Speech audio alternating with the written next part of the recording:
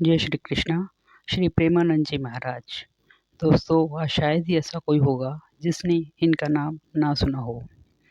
कुछ समय पहले इनकी सोशल मीडिया पर काफ़ी चर्चा हो रही थी, क्योंकि उनके यहाँ प्रसिद्ध क्रिकेटर विराट कोहली, उनकी पत्नी अनुष्का शर्मा और उनकी बेटी वामिका कोहली आए हुए थे।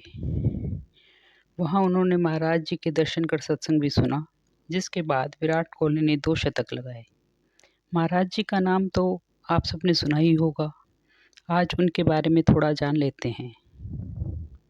तो आइए जानते हैं प्रेमानंद जी महाराज का जीवन। प्रेमानंद जी महाराज का जन्म अखरी गांव सरसोल ब्लॉक कानपुर उत्तर प्रदेश में हुआ था। उनका परिवार बहुत साधारण और पवित्र था, इसलिए उनका बचपन बहुत ही साधारण रूप से बीता।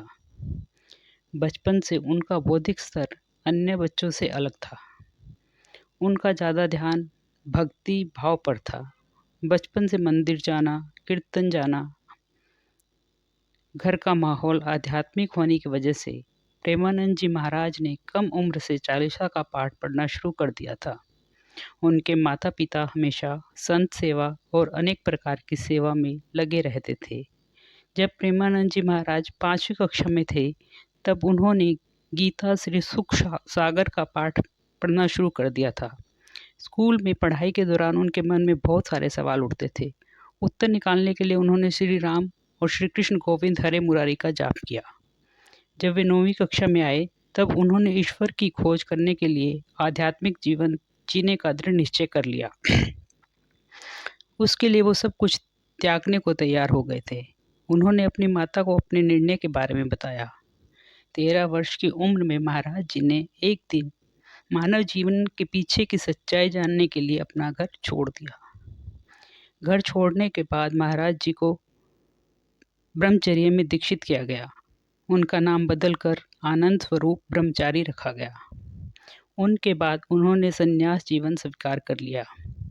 महावाक्य को स्वीकार करने पर उनका नाम स्वामी आनंदाश्रम रखा गया। ईश्वर को पाने के लिए कठिन तपस्या की उन्होंने ठान ली थी। तब से उनका सारा जीवन भगवान की भक्ति में समर्पित हो गया था। अब वे अपना ज़्यादा समय अकेले ही बिताना पसंद करते थे। भोजन पाने के लिए भिक्षा मांगते और कई दिनों तक उपवास और हमेशा भगवान की लीला में मगन रहते थे। प्रेमानंद जी शारीरिक चेतना से ऊपर उठकर मोह माया को छोड़कर पूर्ण त्याग का जीवन व्यतीत कर रहे थे। उसके बाद उन्होंने आकाश वृत्ति को स्वीकार किया। आकाश वृत्ति यानी बिना किसी व्यक्तिगत प्रयास के केवल वही स्वीकार करना जो भगवान का दिया हो और किसी चीज की उम्मीद नहीं करना।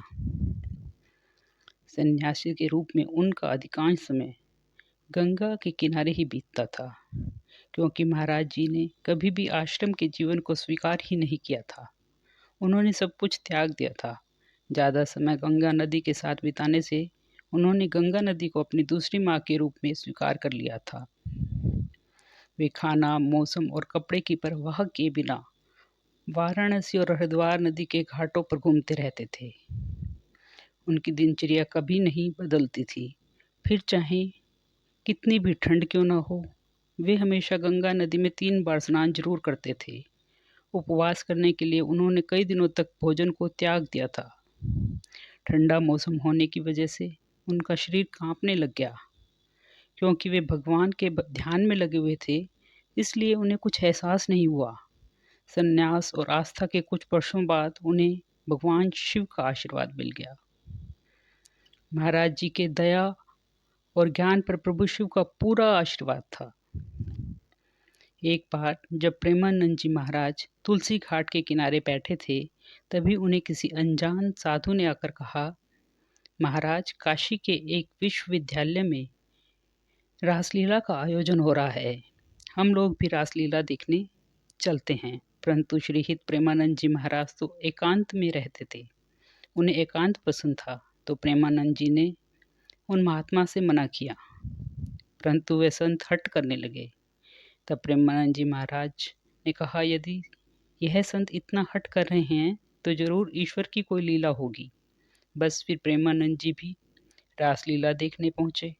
परंतु उन्हें क्या आभास था कि श्री कृष्ण की रासलीला उनके हृदय में बस जाएगी।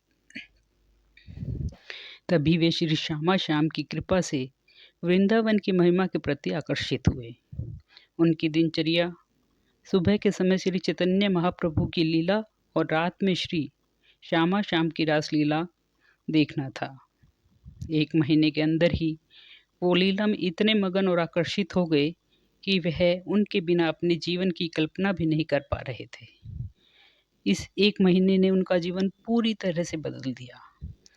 अब रासलीला करने वाले वृंदावन से आए हुए कलाकार जाने का समय आ गया था।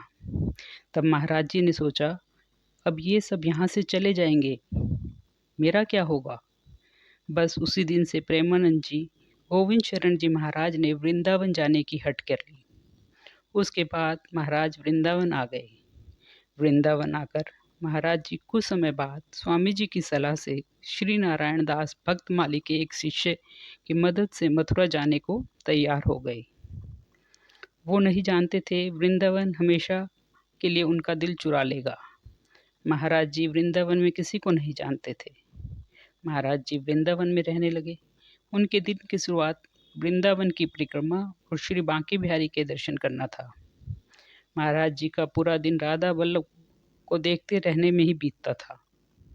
एक दिन वृंदावन के पुजारी ने महाराज जी को श्री राधा रस सुधा निधि का एक श्लोक सुनाया, लेकिन वो उसका अर्थ नहीं समझ सके। अर्थ समझने के लिए स्वामी जी ने उन्हें श्री हरिवंश जी का जाप करने को बोला। महाराज जी ऐसा करने में हिचक रहे थे, क्योंकि उन्होंने ऐसा कभी नहीं किया था। इसके दूसरे दिन बाद जब महाराज जी वृंदावन की परिक्रमा की, तो उन्होंने खुद को श्री हरिवंश महाप्रभु का नाम जाप करते हुए पाया। एक प्रकार से ये श्री हरिवंश की लीला में मग्न हो गए और महाराज जी हो गए वृंदा वाले प्रेमानंद जी गोविंद शरण महाराज। वृंदावन में एक आध्यात्मिक संगठन है।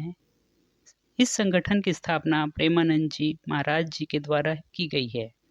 महाराज जी का उद्देश्य था वृंदावन में विभिन्न धार्मिक कार्यों को करना और उनके माध्यम से प्रेम और शांति को फैलाना।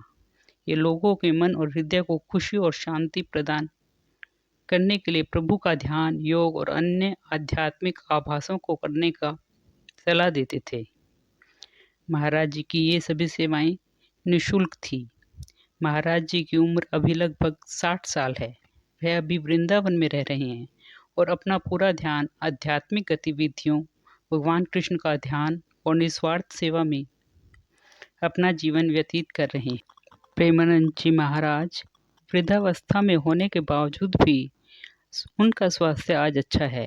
इतना ही नहीं, उनके ज्ञान और दर्शन के लिए भारत देश के ही नहीं बल्कि विदेश से भी लोग आकर उनका प्रवचन सुनते हैं और उनका बहुत ही सम्मान करते हैं। वे अपने ज्ञान और दर्शन के लिए पूरी दुनिया में सम्मानित हुए हैं। कहा जाता है कई सालों से उनके दोनों गुर्दे खराब हैं, उसके बावजूद भी अभी तक वो स्वस्थ हैं। उनका मानना है उनका सारा जीवन राधा जी की सेवा और भक्ति के लिए है। सब कुछ उन्होंने भगवान के हाथ में छोड़ दिया है। आज भी उनकी दिनचर्या भक्ति करना है और वहाँ आने जाने वाले भक्तों से मिलकर उनकी समस्याओं को सुनकर उनका हल निकालते हैं। प्रेमानंद जी महाराज वृंदावन में राधा रानी का भजन संकीर्तन करते हैं। इसी के साथ अपने प्रवचन से सभी लोगों को भगवत प्राप्ति के माध्यम से मोक्ष का मार्ग बताते हैं। प्रेमानंद जी का कहना है, इस जीवन में भगवान के नाम का जाप करने से ही जीवन का कल्याण हो जाएगा। महाराज जी अपने जीवन में राधा नाम का जाप करते हैं।